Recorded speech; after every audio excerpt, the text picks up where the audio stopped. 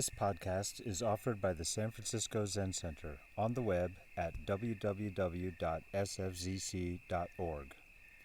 Our public programs are made possible by donations from people like you. Well, since we have been talking about this talk for almost 2 days now, I'm sorry ahead of time. It can't live up to the billing.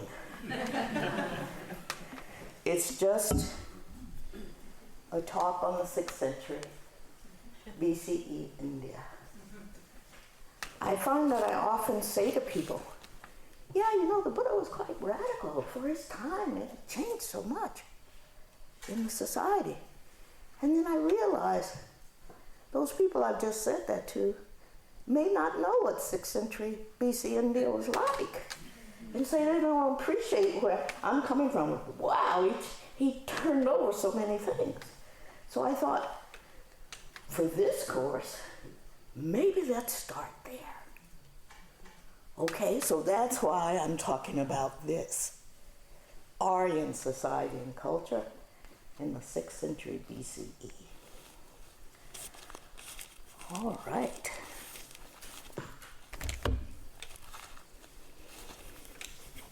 Let's see. Let me start with an old friend. There's an elder person who died in the early 90s.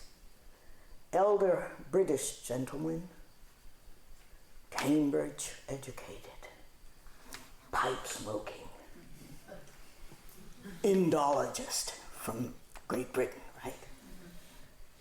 India, the jewel of the British Empire. He absolutely loved India, as do many British folks still. But this man's name, scholar, was A.L. Basham. And A.L. Basham really loved India. And he was a scholar of great renown. He wrote a book called The Wonder That Was India. You can just hear, oh, the glory of the British Raj, oh, so marvelous. But it remains, I think it was published in 1951, maybe then 57 again. It remains one of the best books if you want to learn about the history of India, about the geography, about the Aryan invasion, about Dravidians, about the class system, about any of India. He's done it in great detail. The book is The Wonder That Was India. His name is A.L. Basham, B-A-S-H-A-M. So I'm saying that to say, if you forget any of this, easy enough. Go to Basham, The Wonder That Was India, chapter 5. Chapter 5 is brilliant.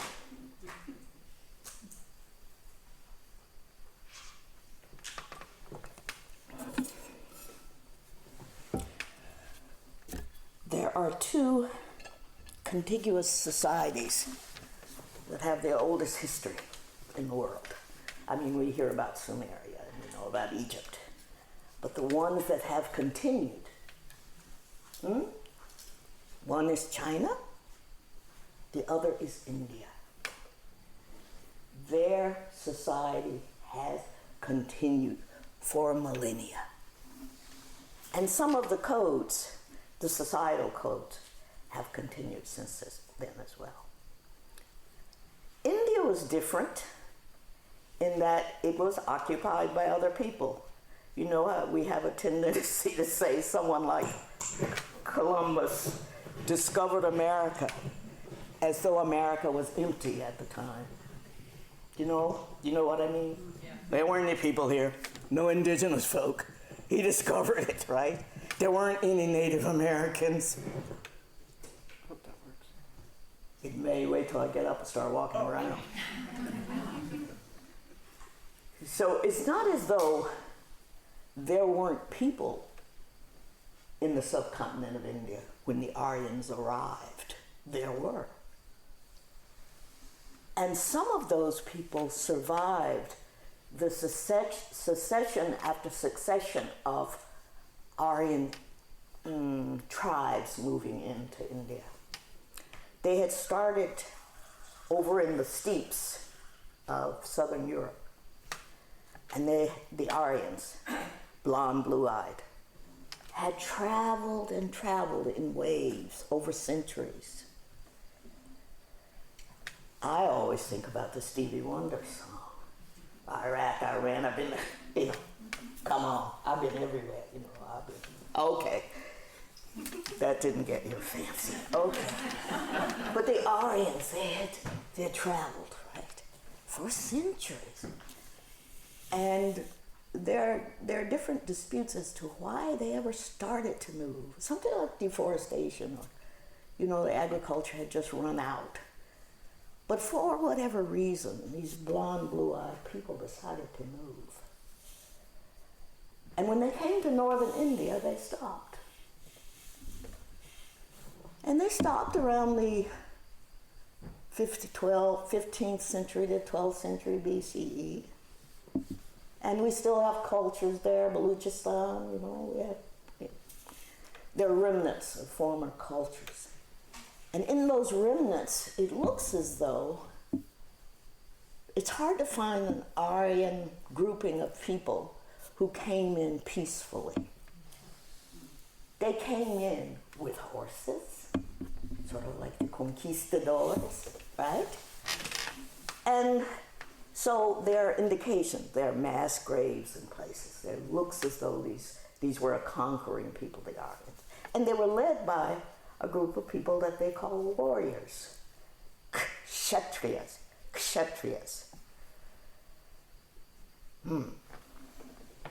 Sanskrit has these retroflexes. I have my students repeating what I say. Come on, you can say kshatriya.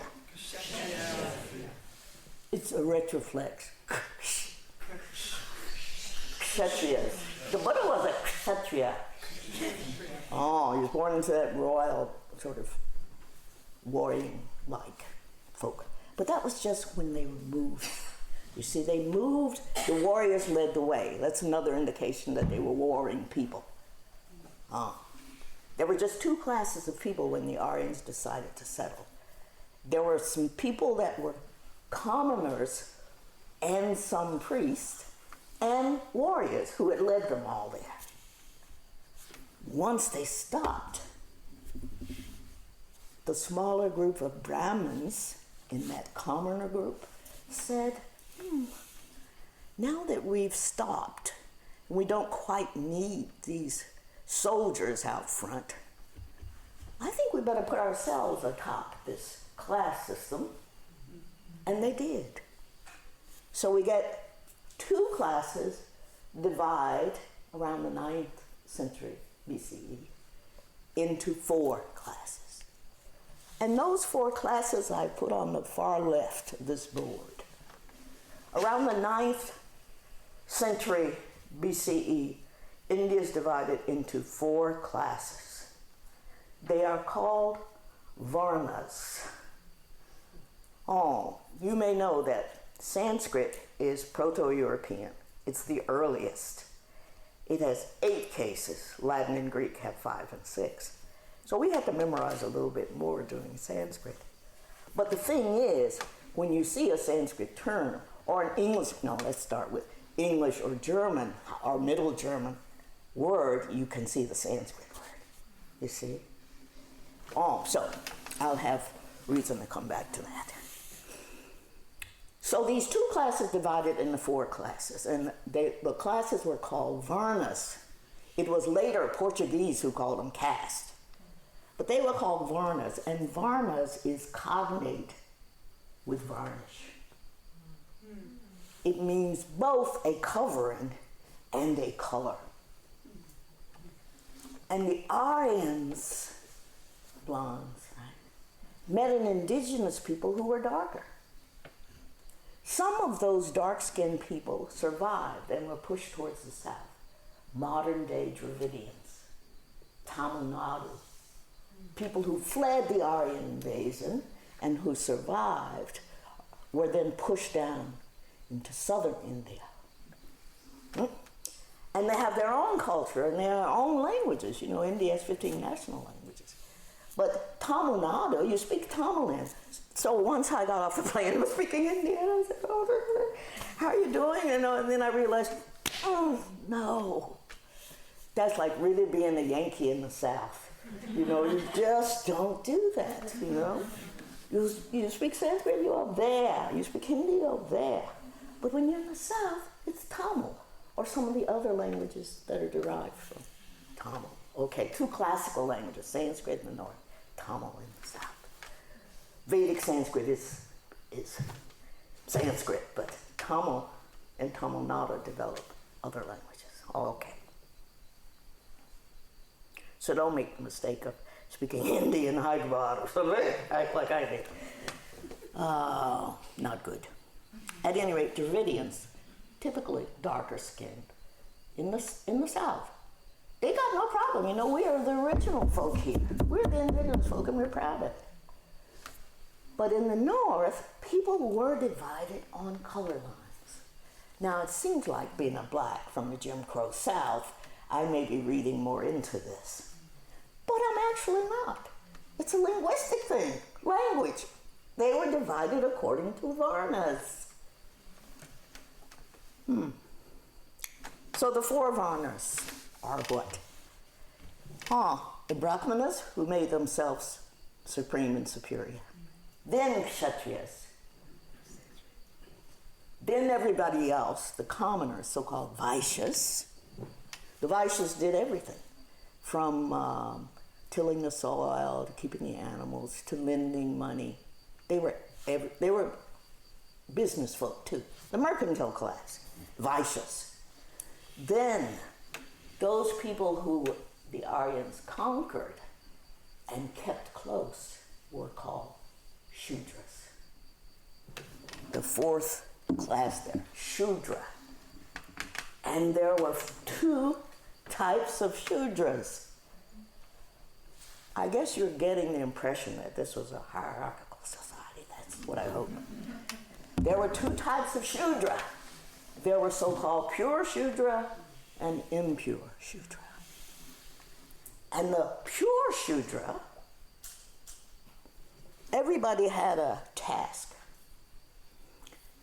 The Shudras were not really part of Aryan society. Their sole purpose was to serve the three higher classes. A Shudra was to serve the three higher classes. They were servants, right? They were dark-skinned. They were called dasas, which is also dark. Okay, but there were also impure Shudras. Can you imagine what it might have been to be an impure Shudra? Well, they didn't fit in the class system at all. They could not become by any means Aryans. They were sometimes called by the British the unscheduled caste, or the fifth class, or Gandhi had to come and say, let's not call them that, untouchables, right? Because just to be near them was polluting. Let's call them Harijans, which means, Hari is the name of Vishnu. So that means call them children of God.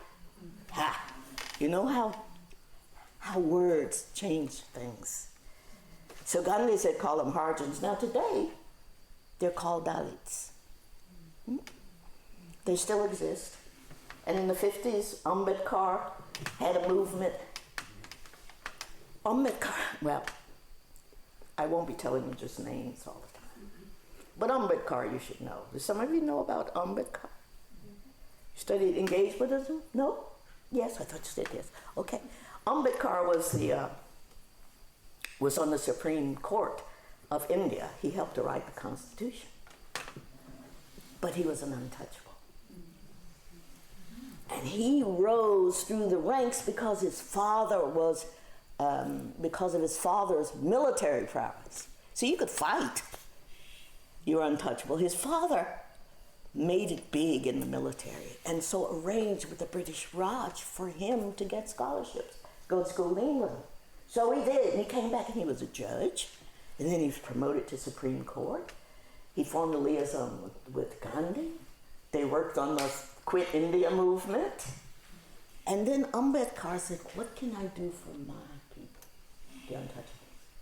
So he went on this campaign to study all of the world's religions. B.D. Ambedkar, Ambedkar. When we study engaged Buddhism, we have to think of Ambedkar. So Ambedkar decided that Buddhism was the religion that would free the untouchables. Why? Because it doesn't recognize caste. It doesn't recognize these varnas. And so on one day in 56, Ambedkar and 500,000 untouchables took refuge, Buddhist refuge. Okay, and now today, there are movements like the Friends of the Western Buddhist Order. Those people, that group founded in England by Sangharakshita. Their mission is to, well, they've changed their name now to Tree Ratna, but their mission is to go to India and to teach Dalits Buddhism so that when the formal refuges ceremonies come around, they can become Buddhist. So there's still that movement going on, Ambedkar's movement, to get untouchables out of their low class status. The other thing I wanted to say earlier was, you know how both these traditions, China and India, but especially India as I know it, care so much about numbers because it's oral, right? How do you remember things? You know, Buddhism, you got, people joke with me that I'm perfect for this job because being a Baptist and a Buddhist, I like chapter and verse. And I must admit I do.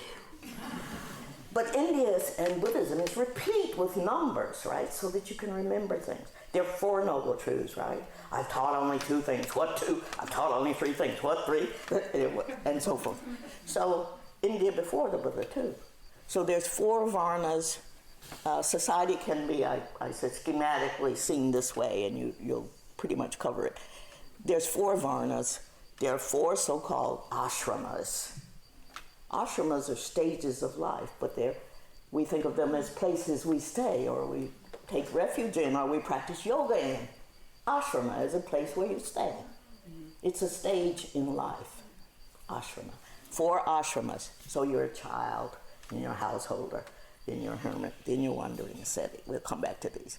And they're so-called because the Brahmins were making all these rules now. You have to remember, it was the Brahmins writing the text that set forth all these codes and all these classifications. So I think they must have run into some trouble, the Brahmins. I mean, people must have said, come on, it's like too rigid. You can't, there's no mobility, you know, these are rigid stratifications. So then the Brahmins at a certain stage wrote a text. They said, well, somebody born in Aryan society can have these 3 aims in life. Maybe this will take some of the rigidity out of it. And so the 3 aims of life, the 3 goals for any Aryan are these 3. Dharma, practicing your religious duties. Artha, making a living economically. And kama. Not karma. Kama, like Kama Sutra. That is, you can have sexual pleasure.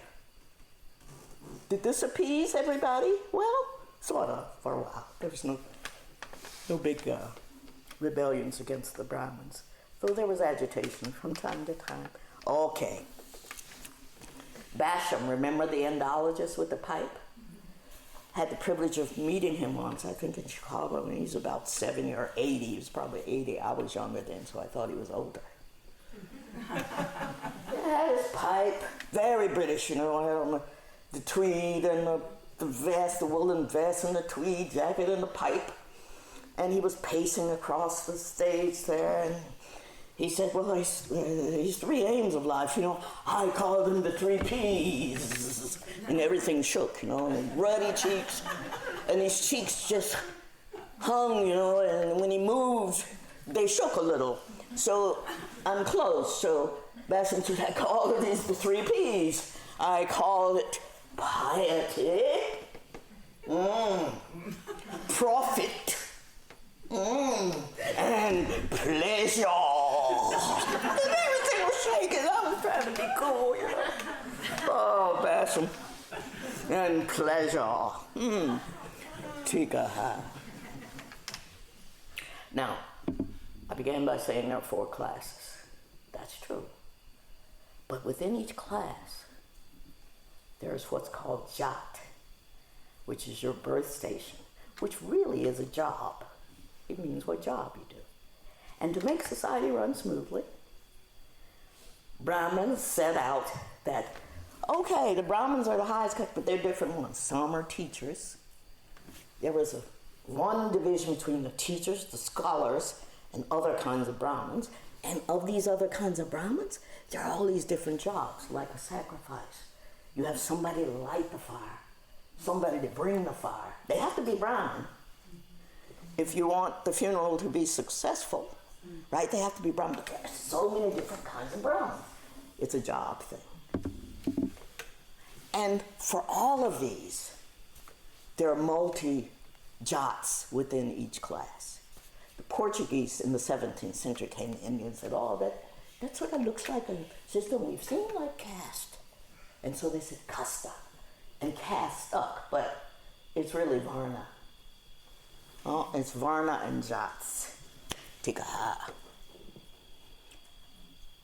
All right, so there are a lot of divisions in India, and you can tell by a person's last name what they do. For the most part, if you've met a Mishra, he's a musician, or she is. If you've met, so everything is right out there, because in Aryan society, everything was right out there. Why? Because it was polluting for someone to mix where they shouldn't mix. That's a rigid kind of society. Are you following me? In Benares, as a student in 67, 68, I was at BHU. And Benares is a huge village, right? It had 500,000 people then. Many of the people who lived along the Ghats had not come up to the main street. They lived on the Ghats, and they didn't move much. One day, and so the Ghats is where any Orthodox Hindu wants to be buried, because that's where the Ganges River, their ashes will be taken, and if they're burned on the steps near the Ganges, so they'll have a happy rebirth and so forth. But there are people who haven't come up to the main street from the Ghats. Well, once I was just walking along, and I knew a little Hindi, and I saw this group of kids. It was really heartbreaking. I saw a group of kids. There were 4 or 5 young boys, and they were seemingly laughing and playing together. Except one of the young boys said something that was apparently funny, and I watched as those young boys looking at each other, 2 of them could share in the joke. 2 of them couldn't.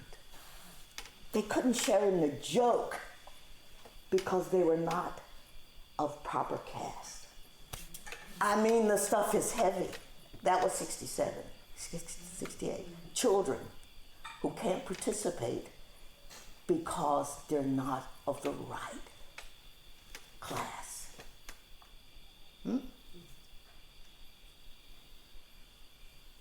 When I was growing up in the South, it was white and colored over the water fountains. This still is a heavy system that permeates India. It's still there. It's as heavy as that felt. So, what's your name? Wilkinson isn't wrong, to call that caste, right? The American system. The American system. Somebody asked me that same time, Is this okay? A person who had a stall, namkeen and chini. In India, somebody knows you buy little crackers, salty stuff, with sweet stuff. Namkeen and chini, sugar and sugary. All right. So this guy had a namkeen stand. So he asked me one day, Ma'am Saab, I'm sorry, please allow me, I don't mean any harm. I said, sure. He says, what caste are you? And I found over and over again, especially in the cities, that Indians were so much, and I know there are different kinds of Indians, I don't mean to essentialize, but they were so much more knowledgeable about American culture than we were about theirs. So they could talk to you about Betty Davis movies that they liked. They could say lines of, I mean, I had it over and over again. So he said, what caste are you? And I said, caste? Me? Okay, I'm trying to let you in on it. You know, I thought, oh no. I said, I'm American. I said that first. Maybe it was in defense. You know, it was touching. And then he started to explain, oh, I thought they were from Assam. I told my friend, because you have this round face. Not Assamese. And he knew. So he said, oh, finally he said, oh, American Negro. So sorry. So sorry, he said.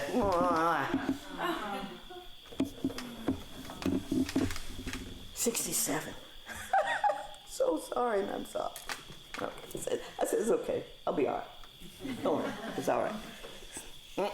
So this class system weighs heavily. Does anybody notice that I have not mentioned women? Okay. Well, then let me say a bit more about these stages of life first. So let's see whether this is any different than us. Well, I don't know, stage of life. The first, I stopped writing Sanskrit and started writing English. That happens. Tikha. The first stage of life is called brahmacharya, when you're sort of a student of the Brahma, or which means you're a student. You're having your childhood. You go to school. What does going to school mean in Aryan society? It means memorizing the Veda, because the Veda is the sacred literature of the Aryans. From the root vid, to know, Veda, the sacred knowledge. Okay. So when you're a child, it means going to study with a teacher and to memorize at least one of the Vedas. And therefore, and nobody ever memorizes a whole Veda. For example, the first Veda has 1,028 verses, shlokas. But people stay with a Brahmin teacher, for a certain period of years, usually about 12. And when they are 12, they undergo a ceremony called upayana. And upayana means getting the sacred thread. And getting that sacred thread, which is a ritual that goes on for a couple of days, and then you can put the sacred thread on. Girls can't do that, right? You put the sacred thread on, right? You can't jump in a pool, right? With just the bottom of your dhoti on, right? If you're a girl, right? So boys could do this. And getting the sacred thread meant that you joined officially Aryan society. And boys did that from the age of 11 to 16 or so. And it was called a ceremony to become twice born. So first you were born from your mother's womb, and then you were born into Aryan society. Again, this is not for women or girls. After childhood, you literally could enter a stage where you were called a grihasta. You took a griha, which is a house, in your hands. You grabbed it. So you became a householder. And that's when, after the marriage had been arranged and so forth, you could maybe, no, people told me nobody read the Kama Sutra until they were old men with beards down here. It was just something Westerners liked to. You know the Kama Sutra? You go up to Indians. You know the Kama Sutra? No, they never heard of it. And it was against the law to read it. They were like, unless you were way past householding age. At any rate, you're a householder. There's usually an arranged marriage. And ideally, the texts say, the wife should be a third of the husband's age when they're married. A third. So she's 8 when it's arranged. He's 24. All right, this was codified. This was the rule. It didn't mean an 8-year-old went home with a 24-year-old guy, because the wife always moved with her husband's family because she increased the workload at the husband's family. But doesn't mean at 8, but it means it was arranged, it was settled by then. Why? Because girls and women were thought to be why can't I say that? What? It's a tough word, Libidinous. And then we're doing something wrong. It's not a B, it's a D. But anyway, yeah. Anyway, you know what I mean? They gotta have it. That's what was thought about girls. So you had to get them married off, because if you didn't, it would be bad for the Aryan family. So there developed this practice of child marriage. As a consequence, India of 6th century BC, India and centuries afterwards and centuries before, had a lot of widows. This is important.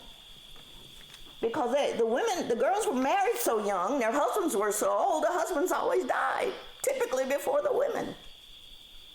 But widows were pariahs in Indian society, still are. Only rare philanthropists set up ashrams, in this case, places where they can literally stay, for widows. Widows are the most polluting thing in Indian society. If you see one on the road, not like the Zen, you see the Buddha on the road killing. If you see a widow on the road, turn and run the other way. There's nothing that would take away the pollution of a widow. And so, not only do you have this opportunity to have a lot of widows, but you have this incredibly heart-rending ritual that the British called sati, where a widow, a wife whose husband dies, joins him on his funeral pyre, right? India is replete, and Indian novelists use this. I remember a novel, Far Pavilions, right? And the cover, the leaf inside, had this photo of the handprints of women on their way to join their husbands on the funeral pyre. The British so-called outlawed this practice, but it was still happening in the 80s and early 90s in some places in Nepal and some places in India. Now, nobody that I know of has done the interview with the women on their way. Like, is this your free choice, ma'am? Are you doing this of your own free will? Are you drugged? Has the husband's family threatened you? All of these, I'm sure, were true. We know it. There have been studies. There have been interviews. Why? Well, polygamy was practiced. Sometimes a man could have 3 or 4 wives, and the first wife was mistreated. I know of a family in Nepal where this is the case. So there were suicides by women. And there was this practice of why? Because your life was worth nothing without your husband. If you had been married and he died, your life was over. I'm not making this up. I hope this isn't too boring, because I mean, going at numbers. No? Good. Okay, let me just read some of the text. What an ideal life should be like. That's not the text. Let me find chapter 5 of Basham.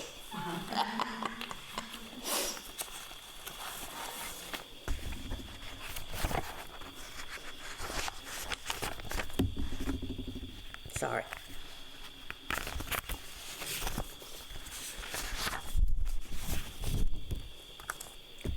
This is about a 60-page chapter, and the last 4 Basham addresses under the title Women.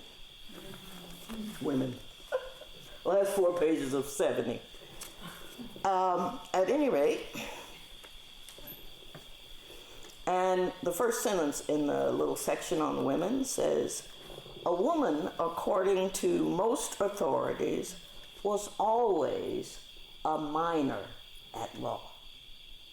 She never got older than a child. She was never the equal of a person, an adult. Tikaha? Sorry, I overemphasize the Hindi. You know, up, kasaha, oh, sapai tika. And I go, tikaha, it's just a pause. Okay? So if you hear me going, tikaha, that's all I'm doing. Okie dokie, right along. Moving right along. Moving right along. So China and India has this. A girl, a woman, is always subject to what is called in both countries' traditions, the 3 obediences. A girl or a woman, it must be obedient to her parents when she's a child, to her husband when she's an adult, and to her son if she's lucky enough to have had one. Otherwise, she might become a widow, pariah to everybody. If a son doesn't take her in, she's anathema. You know, she's terrible. All right. So China has this provision in its society. India has it, still today. So, has anybody seen the movie series, The Elements, done by Indian director Mehta? Oh, you should see these. You've seen it, right? Water, fire, earth. Mehta, M-E-H-T-A. You should see these movies. Okay. What does water begin with? Do you remember? The movie Water begins with a little girl in white who is going to an ashram, a special ashram, where women who are widows take her in. And most of the women there, in the movie at least, earn their living by prostitution. And they take care of these children who've been widowed at such an early age. Mehta is a great filmmaker. The Element trilogy. Sati is a real thing. So I was talking about the handprints. Let me tell you what an ideal wife was supposed to be like. You see, the scriptures say a husband should honor his wife. Why? Because though she was evil and a seductress on the one side, on the other side, only she could guarantee his having 35 million years in heaven. I don't know if you call it honor, but you know, he banks something in her, because if she is a sati, which really means, the British misunderstood it, they call it ritual sati. But sati is the person, the wife, who is devoted to him.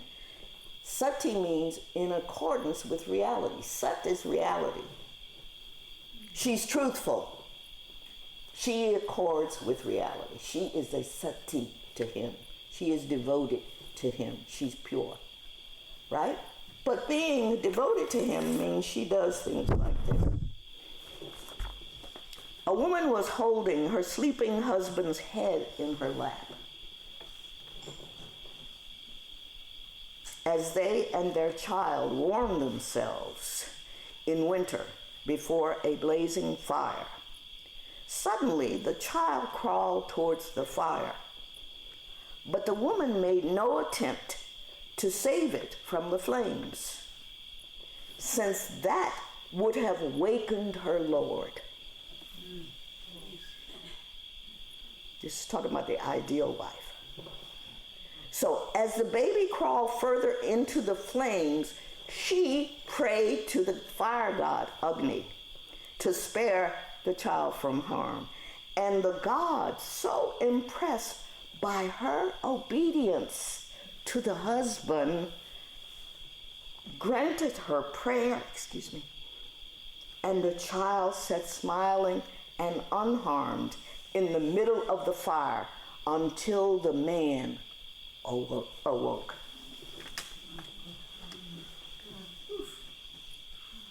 Well, you don't think you could do that? Hey, come back here. Johnny, come back. Get back here, Johnny. Johnny's going towards the fire, but you dare not disturb your husband. That's an ideal wife. The wife is half the man, the best of friends, the root of the three ends of life, and all that will help him in the next world. If she's faithful, he can earn up to 35 million years. Doesn't say what she'll earn. She doesn't get anything out, but he gets it. And therefore, even a man in the grip of rage will not be harsh to a woman, remembering that on her depends his joys, his love, his happiness in the afterlife. Okay. So we have in India, even up till the 1990s, sati as a ritual being performed, where the wife of a husband who's died joins him, and together they burn on the funeral pyre. He's dead, but she's alive. This practice was outlawed by the British, but is still practiced in some rural areas. Okay, so when I say that the intentional community founded by the Buddha in the 6th century BCE was quite radical, I'm talking about this fact, these facts. He accepted into the Sangha people from any Varna. He accepted into the Sangha people from any stage of life, young and old. He accepted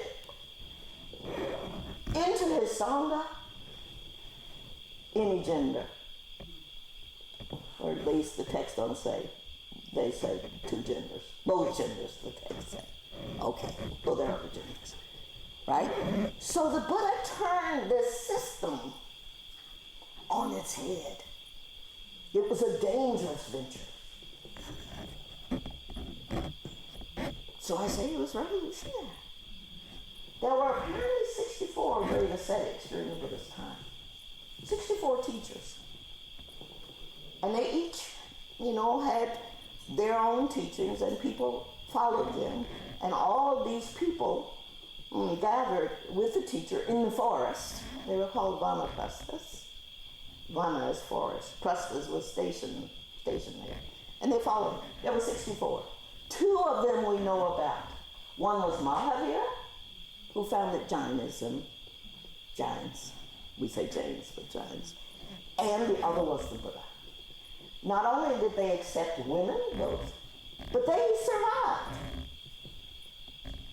All the other 62 we don't know about. There's a small sect of Ajivikas, and I don't know where they are, the naked ones. the giants were naked too. They were clad by the sky, but so many women wanted to come in that they had to come up with a new way. And so there were Digambar giants, clothed by the sky, and Shvetambar, clothed in white cloth. That was for the women who joined.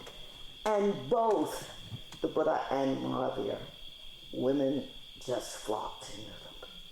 Because they want, like anybody else, to know what freedom is. They want to know, like anybody else, what? One last thing to say. Is the Tibetan pause. Okay. Now I'm in the Tibetan pause.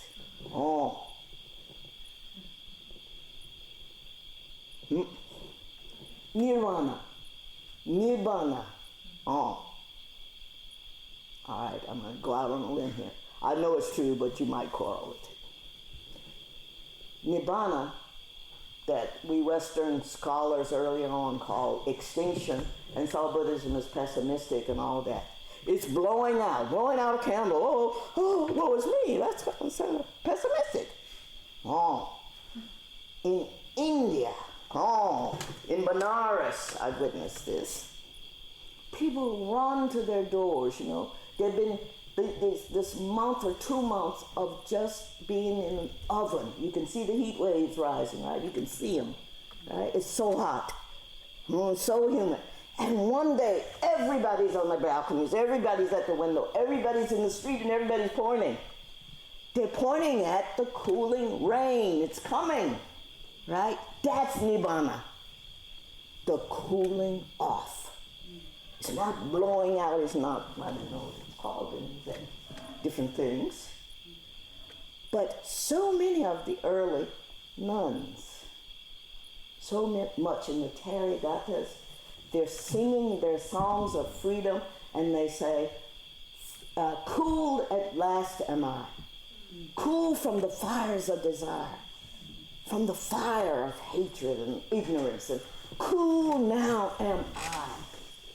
Thank you, I'm cool, I know coolness. That's Nibbana. It's that kind of cooling off of desire. It's not like, go kill yourself now, it's over. No, never extinction like that. Just extinction of the fire. Take a high. I don't know if I've said too much or I haven't said enough. What? It's 8:20. Were you looking for your phone? No, am I running out of time here? I want people to have something to say. I was just going to read 2 verses. I want to say that the Buddha was this was a welcoming thing, the Sangha, that'll take folk of different ages, different classes, different genders. And with the knowledge that yes, they all can cool off, they all can become free, they all can become liberated. This was revolutionary. And they can do it together, where pollution is such a thing. They can all go out on arms round, all come sit and eat. Horus, right? They could do it in the Buddhist Sangha. Quite revolutionary. So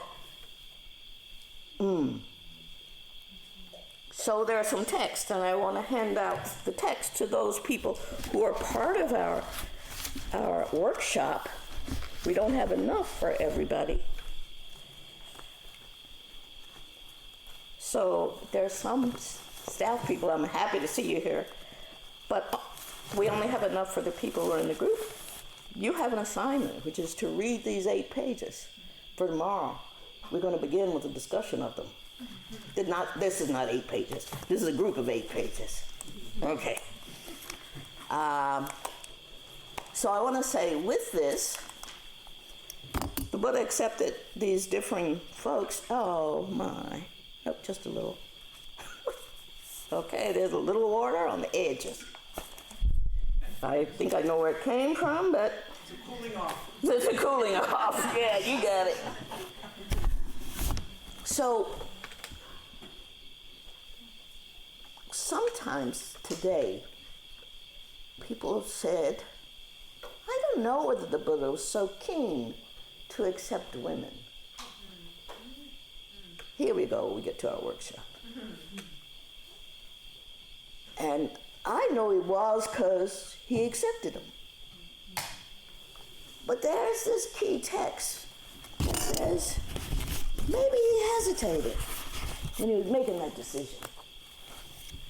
Maybe he wasn't all in. And the thing about it is, it's a canonical text in the Pali. So I want to say this, as you read the text, and we'll talk about it first thing tomorrow, we know there were Buddhist nuns in the time of the Buddha. We don't know what he said. This text said he said, we don't know that. But we know they're Buddhist nuns. And many texts tell us, historical texts as well, that 5 years after Mahavira first admitted women, the Buddha did too. Okay, so we know there are nuns at the time of the Buddha. So he must have allowed it, right? That's the tricky argument too, because there are nuns, we know he did. But there are nuns. The Buddha said, I won't pass away until the fourfold community is at full strength. And that fourfold community, that intentional community he founded, consisted of monks, nuns, laymen, and lay women. There were nuns at the Buddha's time. And he wanted to see them all gain liberation through his teachings. So who's in the group? Do you want me to hand this out? Yes, would you please? Absolutely. This corner is damp. Do you want I could get copies for some of us? Oh, no. This should be enough for everyone in our group. So please, just raise your hand if you're in a group. All right, the corner where the staple is a little wet. But I think you can read the pages. And I want to say those nuns who won ordination, who entered ordination with the Buddha, they sang songs of triumph. So we know not only that there were nuns, but we know those nuns gained liberation under the Buddhist teaching. And we have these beautiful examples in works of the early nuns, works like the Therigattas. Works like the Therigattas. You were asking about earlier, Tia. Wine gas. I want to read puff. Oh, I said it was a cat, but it's a dog. This is Sama's testimony. These are early nuns. Sama says, like a dog forever getting ready to sit, all day and all night, I circled my cushion. Can you see it? Getting ready to sit, right? How did you? These days, body and mind are together, like old friends. Since we aren't getting anywhere, they eventually decided, why not have a seat and try to relax? There are many paths, she says. Oh, these are their songs of triumph. These are called anyas, the declaration of their freedom. So they're also teachings for us. This is a translation by Maddie Reingas. Another Sama says this, after 25 years on the path, I'd experienced almost everything except peace. When I was young, my mother told me that I would find true happiness only in marriage. Remembering her words all these years later, something in me began to tremble.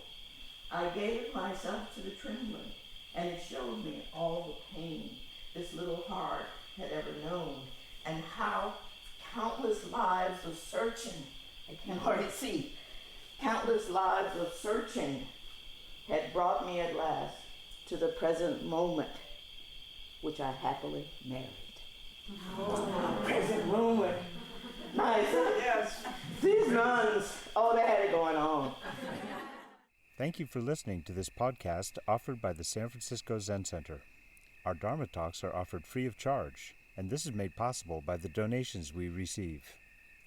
Your financial support helps us to continue to offer the Dharma. For more information, visit sfcc.org and click Giving.